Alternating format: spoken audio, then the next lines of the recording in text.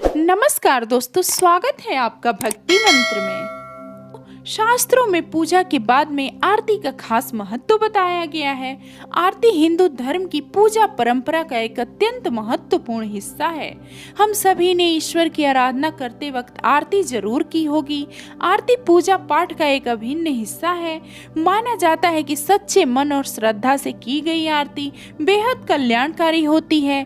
लेकिन क्या आप जानते हैं कि पूजा पाठ में आरती का क्या महत्व है?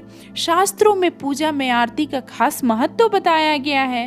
दोस्तों, आज मैं आपको यही बताने वाली हूँ कि पूजा पाठ में आरती का क्या महत्व है, किस तरह आरती करनी चाहिए और कितनी बार करनी चाहिए, और साथ ही हम बात करेंगे कि आरती की थाली कैसी होनी चाहिए। धार्मिक मान्यताओं के अनुसार अगर कोई व्यक्ति मंत्र नहीं जानता, पूजा की विधि नहीं जानता, लेकिन आरती कर लेता है तो भगवान उसकी पूजा को पूर्ण रूप से स्वीकार कर लेते हैं। स्कंद पुराण में आरती के महत्व की चर्चा सबसे पहले की गई है। किसी भी पूजा यज्ञ अनुष्ठान के अंत में आरती की जाती है। एक थाल में ज्योति और कुछ विशेष वस्तुएं रखकर भगवान के सामने घुमाते हैं। सबसे ज्यादा महत्व होता है आरती के साथ गाई जाने वाली स्तुति का। आरती की थाल को इस प्रकार घुमाना चाहिए कि ओम की आकृति बन सके। आरती को भगवान के चरणों में 4 बार, नाभि में 2 बार और मुख पर 1 बार और संपूर्ण शरीर पर 7 बार घुमाना चाहिए। यह ध्यान रखें कि आरती की थाल में कपूर या घी के दीपक दोनों से ही ज्योति प्रज्वलित की जा सकती है। अगर दीपक से आरती करनी है तो ये पंचमुखी होना चाहिए। हिंदू धर्म में भगवान की आरती करने का विशेष महत्व है। कोई भी पूजा बिना आरती के संपन्न नहीं मानी जाती है। पुराणों में बताया गया है कि आरती करने का प्रथम उद्देश्य ईश्वर की आराधना करना होता है। ऐसी मान्यता है कि जब भगवान की आरती की जाती है तब ईश्वर की सारी शक्ति दीपक की लौ में समा जाती है। ऐसा होने से घर में सकारात्मक ऊर्जा का प्रवेश होता है। वहीं दूसरी मान्यता के अनुसार भक्त अपने ईश्वर की आरती उनकी नजर उतारने के लिए भी करते हैं। भगवान की आरती करके भक्त उनके प्रति अपने प्रेम को प्रकट करते हैं। वैसे तो मंदिरों में भगवान की आरती 5 बार की जाती है।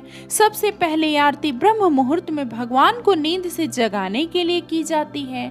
दूसरी बार भगवान को स्नान कराने के बाद उनकी नजर उतारने के लिए आरती की जाती है।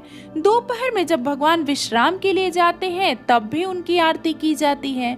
शाम को जब भगवान विश्राम करने के बाद उठते हैं तो एक बार आरती तब भी की जाती है।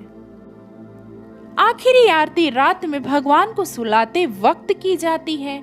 घर पर आप दिन भर में 5 बार आरती नहीं कर सकते तो केवल सुबह और रात में पूरी विधि से भगवान की आरती करके भी फल प्राप्त किया जा सकता है।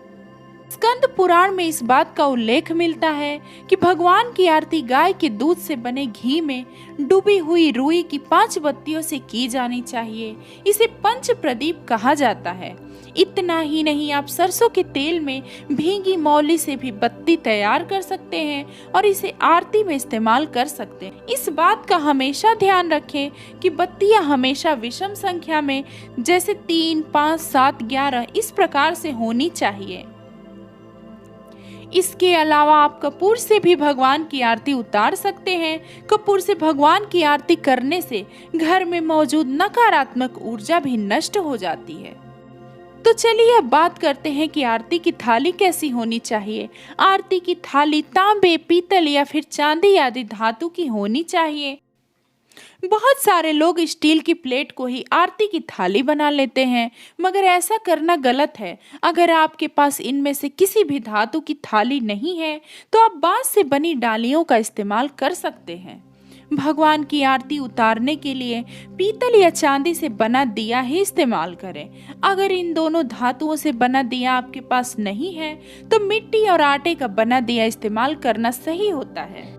इसके साथ ही थाली में गंगा जल, कुमकुम, चावल, चंदन, अगरबत्ती, फूल और भोग चढ़ाने के लिए फल या मिष्ठान जरूर रखें। आरती के समय इन बातों का विशेष ध्यान रखें। आरती करते वक्त आप भगवान के भजन गा सकते हैं या फिर कोई विशेष मंत्र का उच्चारण कर सकते हैं। कोशिश करें कि आप जो भी बोल रहे हैं उसका उच्चारण शुद्ध व सही हो। साथ ही आरती के वक्त किसी और विषय में ना सोचें। दोस्तों, आप भगवान की आरती करते वक्त इन सभी बातों का ध्यान जरूर रखें। उम्मीद करती हूँ आपको ये जानकारी जरूर अच्छी लगी होगी। आप अपने विचार कमेंट में जरूर बताएं और अगर आप मेरे चैनल पे नए हैं तो मेरे चैनल को लाइक और सब्सक्राइब करना बिल्कुल भी ना भूलें। मिलते हैं अगले वीडियो में, तब तक के लिए नमस्कार।